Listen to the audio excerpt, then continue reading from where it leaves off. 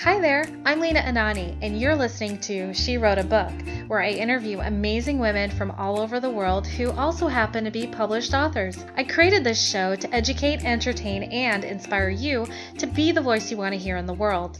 Now let's get started. You are listening to episode number 132 of She Wrote a Book, and today I'm interviewing Suzanne Mitchell, author of the book Autism in a Nutshell, okay, maybe a Nuthouse. 101 Reasons Our Family is So Special. This is a book to share with those well-meaning friends, family, and coworkers who think that autism can be described in a nutshell. Through her personal collection of 101 stories, this autism mama bear honestly captures true unconditional love.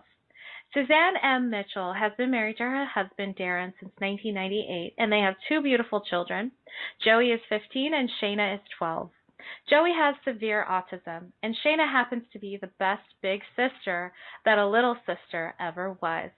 Again, her book is called Autism in a Nutshell? Okay, maybe a nut house.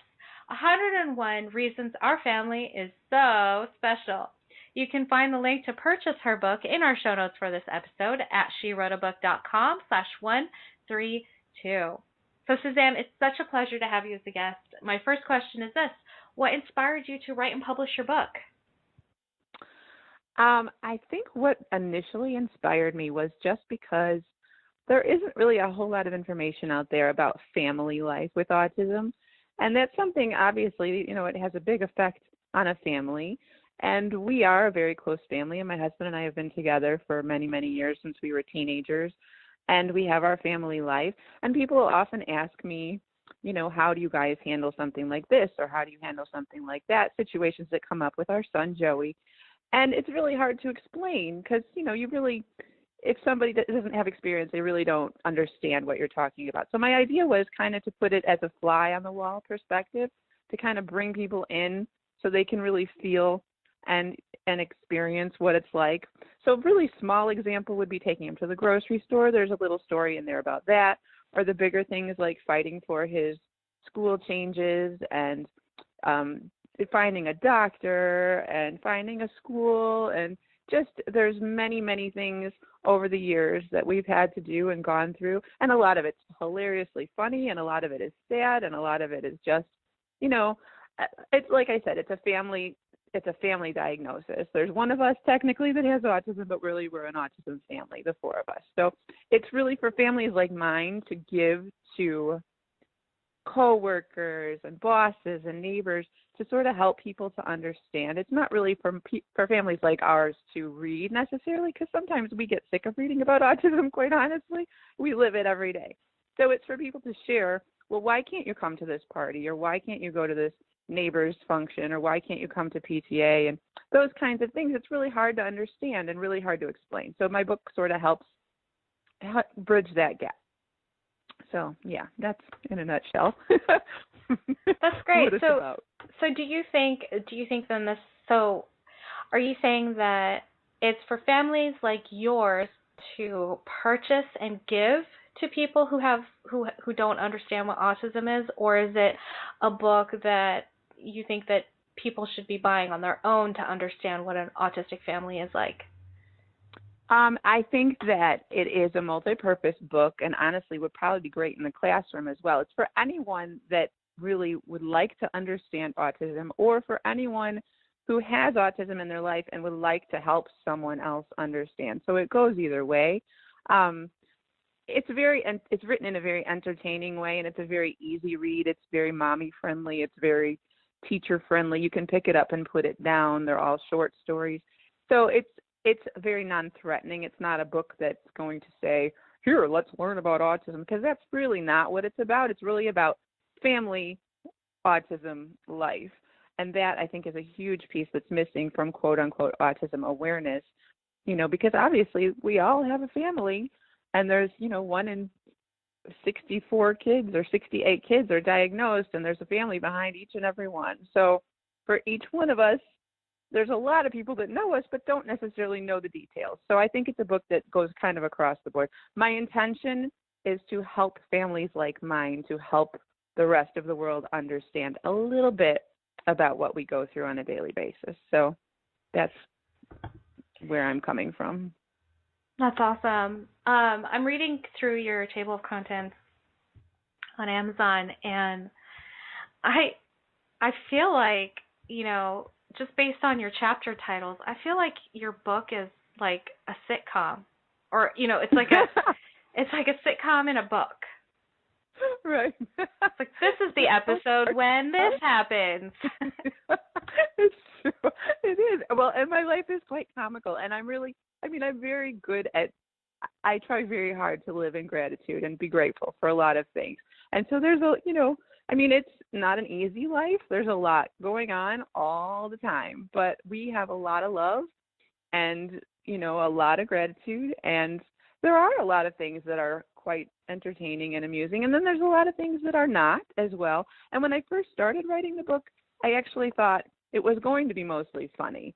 And then as I'm writing and I'm sitting at my dining room table, which is where I wrote it, at my computer, and I'm crying because I'm writing some things that, of course it's not going to all be funny. It's not all funny. It's just not. That's not the nature of our world and our life, but it's real.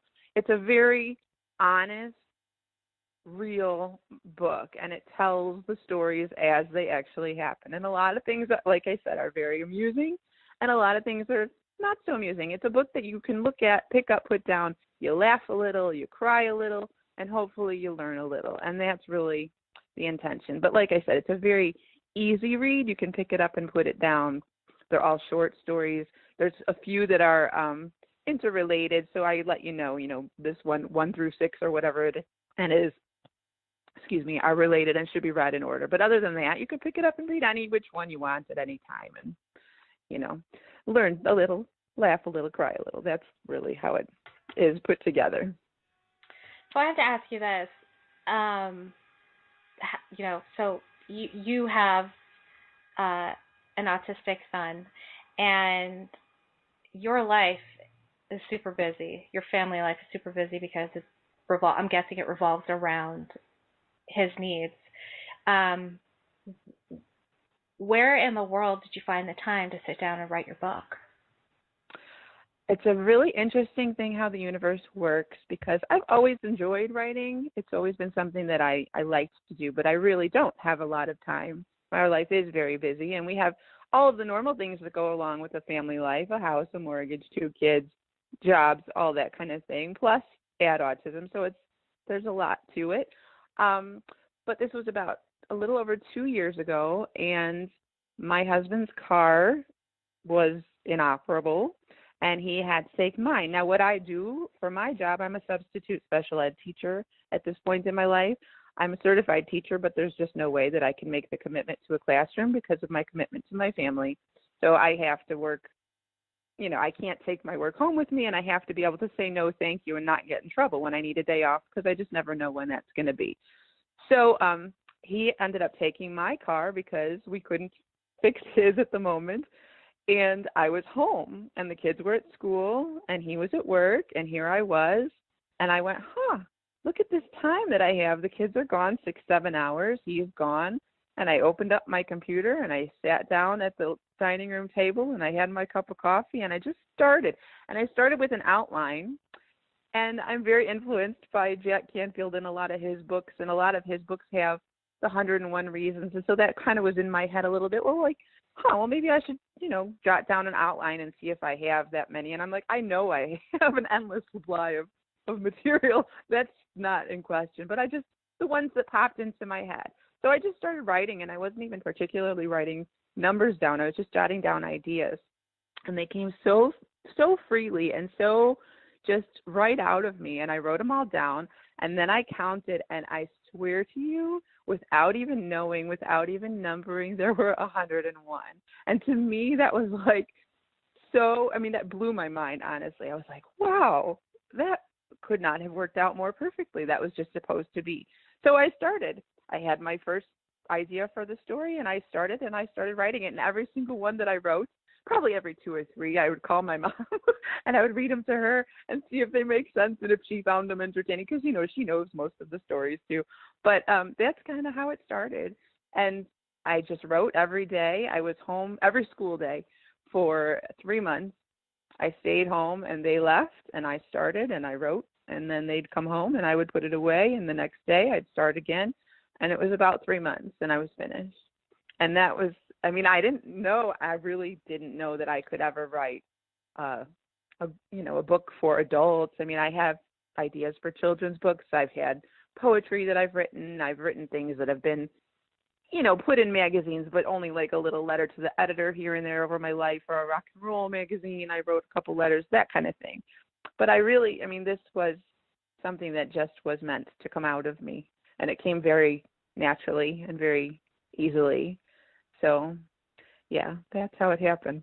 That's amazing. That's such a great story. I love it. And I will be sharing your story anytime I hear someone tell me that they don't have time to write a book. Oh, thank you. So I feel like, okay, well, let me tell you about Suzanne Mitchell. Oh, you're sweet. So, Suzanne, my last question for you is this: what do you love most about being an author? I love being able to give people information about my crazy life, because the people that know me know my life is crazy, but they don't necessarily get it. And which is why, a lot of people have read my book and understand things on a much different level than they would have before.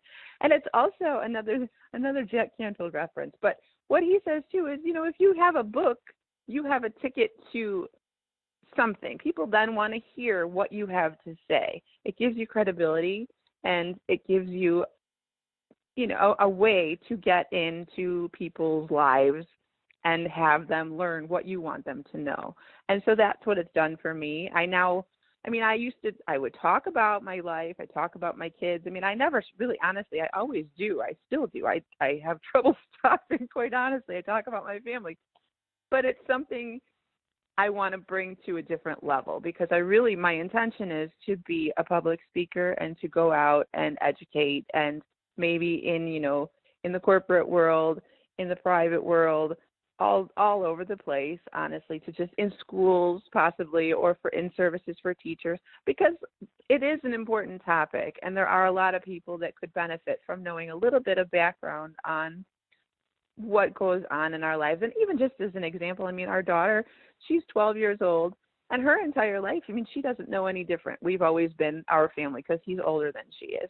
And so every year since she started school, I do a little explanation to her teachers, just so our life is a little nuts. So if she happens to, if Joey wakes up at 2 a.m. and we're all awake because he has a meltdown because he has a sore tooth, just know the next day she might be a little out of sorts. Little stuff like that. You know what I mean? Just a little example of, I always am proactive and try to explain to people a little bit. So it would be really nice if the bigger picture, more people in the world had that, to be able to use. Wonderful. Well, Suzanne, thank you so much for being our special guest today. We will have a link to your book in the show notes for this episode, and our listeners can find that at SheWroteABook.com/132 to learn more about our author and her inspiring book. So, Suzanne, thanks again. It's been a pleasure. Oh, thank you so much. Thank you for listening to She Wrote a Book. If you enjoyed this episode, then subscribe now so you can automatically get access to all new episodes, and feel free to share your inspired thoughts with us in the comments too. I'd love to hear from you.